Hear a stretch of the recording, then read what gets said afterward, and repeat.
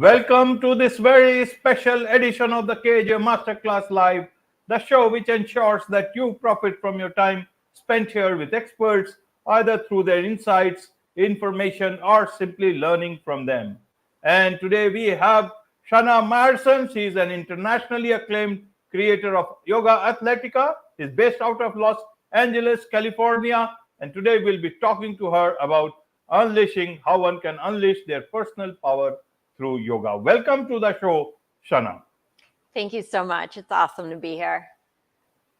It's nice to have you on the show, Shana. It's a pleasure to have you. And not only in India, but a lot of people will benefit across the globe about what we'll be talking about. As I said, we'll be talking about unleashing one's power through yoga, personal power through yoga. But before we come to that, let's understand a bit about your journey, Shana, so that people know exactly who they are listening to.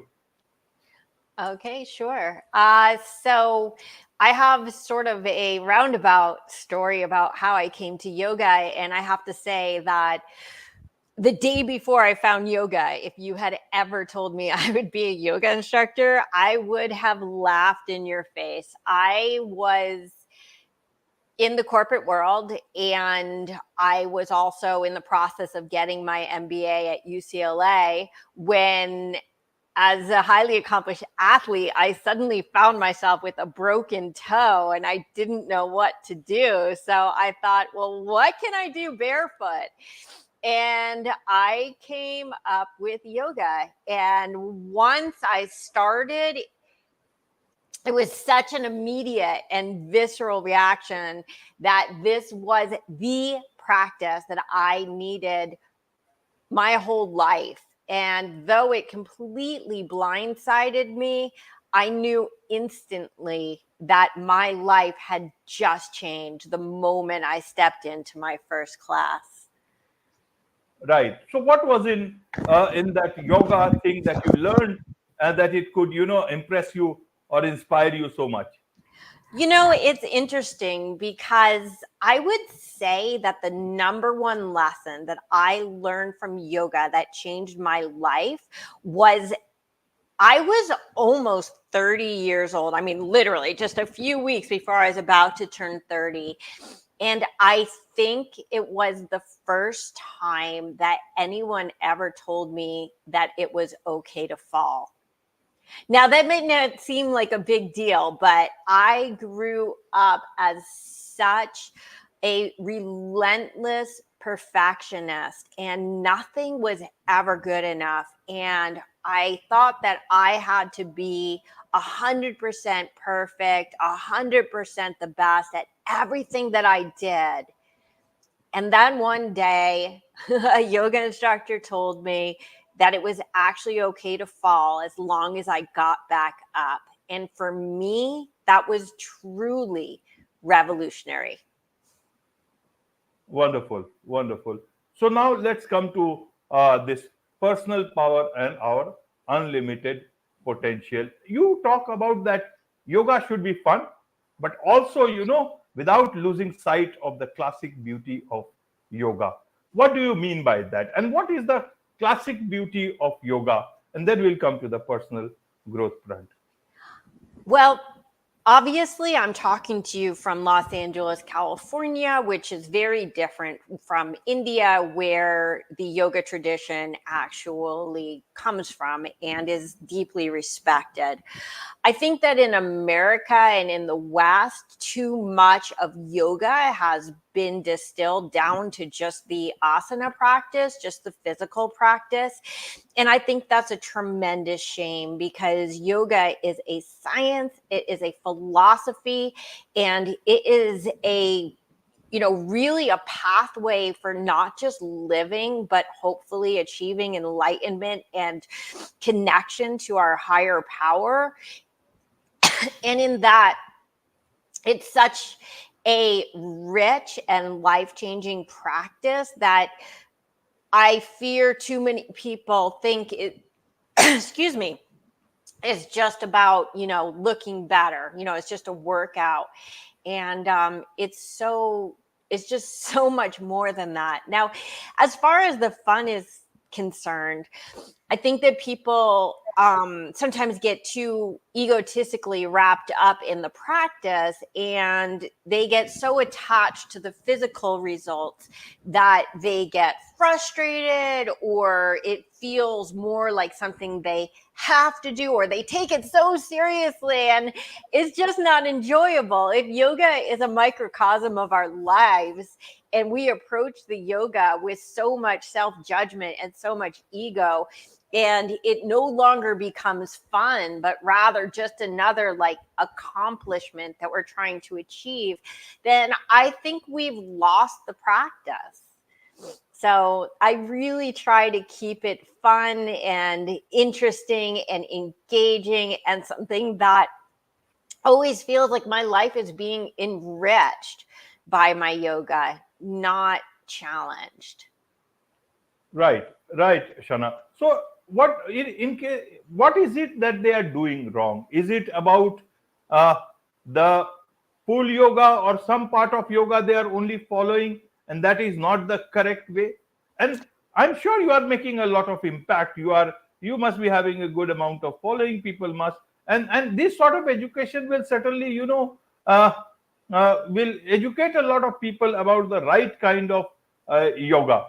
So for the simple people, especially somebody, our show also has a bit of considerable following in the US and Europe, especially in the US.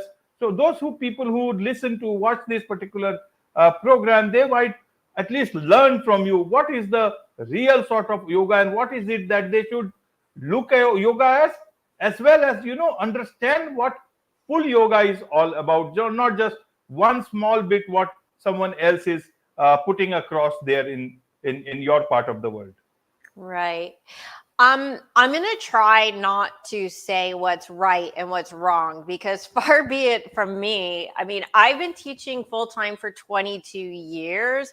So I do immerse myself deeply in the practice, but I'm not going to say that I'm the utmost authority on yoga in the world or anything close to that. So I'm going to try to just release any judgment of what's right or what's wrong. But let me just say that the very word yoga, right, in Sanskrit means to yoke together. Now, on a most basic level, because people these days, they always call themselves spiritual, but not religious, which I think is sad, because usually those people aren't spiritual either. But in a more palatable Western definition, I'd say that the yoking together is mind, body, and spirit, right? And you could define spirit as you want, but truly the yoking together of yoga, if you look at the actual Ashtanga of Patanjali and the eighth limb of yoga, the ultimate goal is enlightenment, which is what? That is yoking yourself actually to a higher power. Now, I say to a higher power because the beauty of the Yoga Sutras of Patanjali is that it doesn't specify what that higher power is. I happen to be Jewish, so I call my higher power God. Somebody might call it Jesus. Somebody might call it Krishna. Some people might call it Buddha or Allah. And so ultimately, I think that the first thing that anybody who considers themselves to be a yoga practitioner, and I don't use the word yogi or yogini anymore, because honestly, that's somebody who's truly committed themselves to this broader practice of yoga, not just somebody who, can do a handstand. But I implore people that if they really want to say that their life in any way is dedicated to their yoga practice, that they at least take the time, at least, to read the Yoga Sutras of Patanjali. And I recommend reading it 100 times. Every time I read it, I get something new out of it. And I've read it so many dozens of times.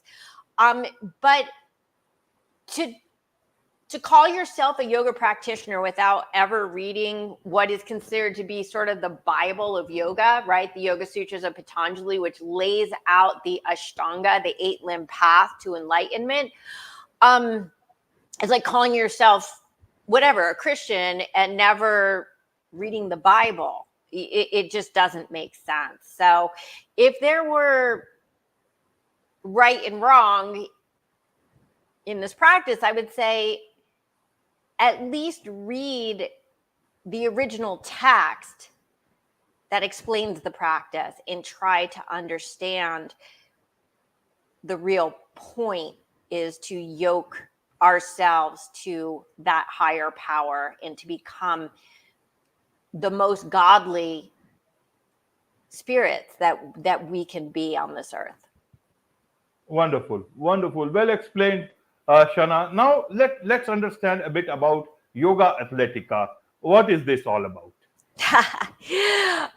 Yoga Athletica, and I actually, like, everybody always asks me, why is there only one A in the middle between yoga and Athletica? And that's sort of like my little homage to Sanskrit, how it puts the end vowel of one word and smushes it with the beginning vowel of another word. But Yoga Athletica really is taking a more strongly physical practice and combining that with the deep spirituality of yoga. So a lot of times people, because I do specialize in handstands, that's what I'm known for. But some people say, oh, going back to what I just said, oh, all you care about is handstands. That's not yoga. And the truth is that, yes, I do believe in the physical aspect of the practice, and I'll explain why.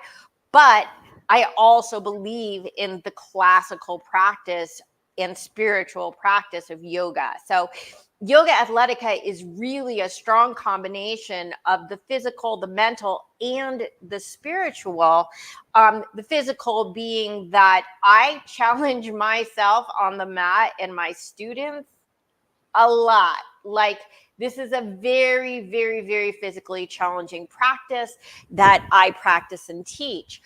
If your mind is not in place, there's no way you're going to make it through these practices because they are very challenging. But also, I really pay deep homage to the spiritual aspects of the practice. And mostly that comes out in my teaching on special events and also with my teacher trainings more than my everyday classes. Right, Yeah. Shana. Now, yeah, carry on. Yeah, if I could just say one more thing, and that's that God blessed us as humans with 3 gifts, and those are a mind, a body, and a spirit. And I think that too often in this world, people focus on 1 or 2 of those things, but unless you're focusing on all 3, you are stealing from God, because you are not giving gratitude and justice to the greatest gifts that we've been given. Wonderful, wonderful. Rightly said. Now let's look at the personal power of this. You talk about, personal power and our unlimited potential through yoga, and also you help high-level achievers double their personal power through totally transformative yoga. So help us understand this part, the personal power part and the yoga part. What is transformative yoga here? Yeah. So the thing about personal power is that because on a physical level, again, I teach handstands, arm balances, and really the most intense and challenging poses that there are in the yoga practice. I think that by accomplishing these really, really, really highly challenging poses, that it causes people to practice patience, practice perseverance, to get past their ego, and to also become very, very fearless in their approach to the mat and hopefully one day their lives. The thing about handstands in particular, or you could fill in the blank with whatever anybody thinks is the hardest pose that they would possibly be able to achieve, is that I think that things that come easy to us in life, even if they might be hard to other people, do not necessarily give us power. For example, I was able to do a headstand the first time I tried it. I don't know why. I just was. It just wasn't hard for me. So I have never, as in ever, felt empowered by a headstand. Maybe when I was 3, I did. But as a grown-up, it's like, okay, well, that came easily to me. But handstands did not come easily to me. Handstands were the result of, years of really, really dedicated hard work.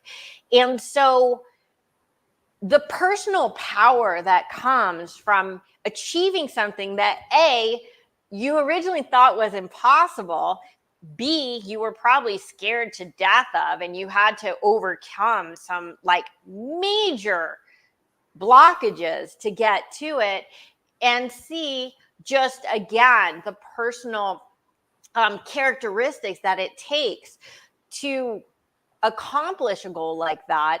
All of those things put together create a sense of empowerment that truly, truly carries over into your daily life. Right.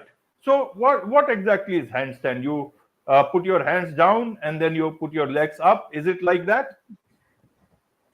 Yes, that's exactly what it is. So a headstand would be when your head's on the floor. A handstand would be just standing exclusively on your hands with your legs up and your body up in the air. Yes. Without any support or without any wall support or anything. Yes, without any wall support. And if anybody goes to my YouTube or my Instagram channels, you could see a lot, a Right. lot of handstands and a lot of handstand tutorials. Right. So if a lot of people can, a lot of people cannot. Why is it that a lot of people are not able to, they struggle with this sort of handstand, including me. I've never tried, but I think I will also struggle very badly. Sure. And the answer to an extent, honestly, is in the question, because as soon as you say to me that you think you're going to struggle, that's exactly the problem. So when I teach handstand, it's a combination of physical skills and mental skills, because the mindset that we bring to this practice is absolutely integral. Think about it this way. There's many things, honestly, in all of our lives that we bring complete confidence to. Let's say right now you're doing a podcast with me, right? You're very comfortable doing podcasts. You do podcasts all the time. You know how to interview.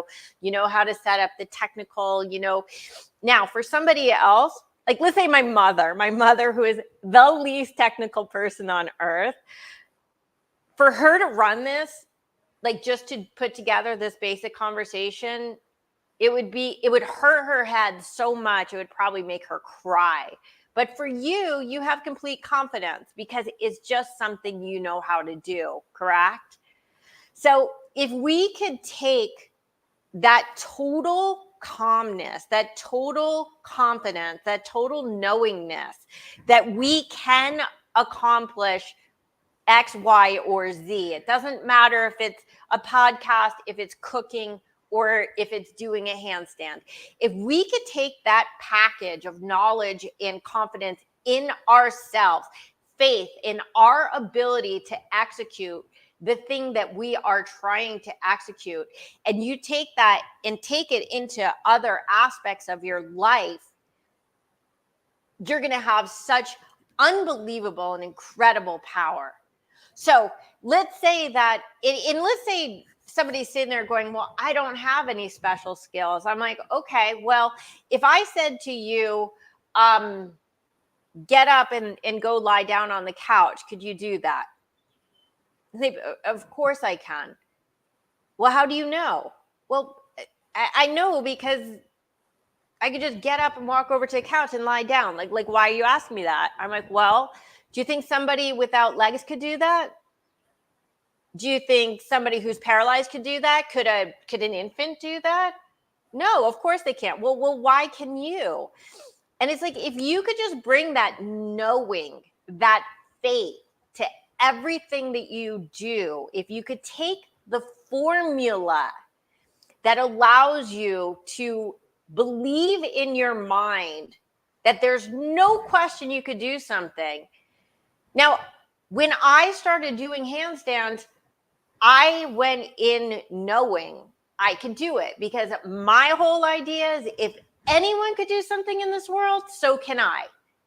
And guess what? I did. And at 52 years old, I'm doing insane handstands that most people at 25 will never do and will never be able to do. Now, why? Because A, maybe they don't put in the work. A lot of people give up because something's difficult.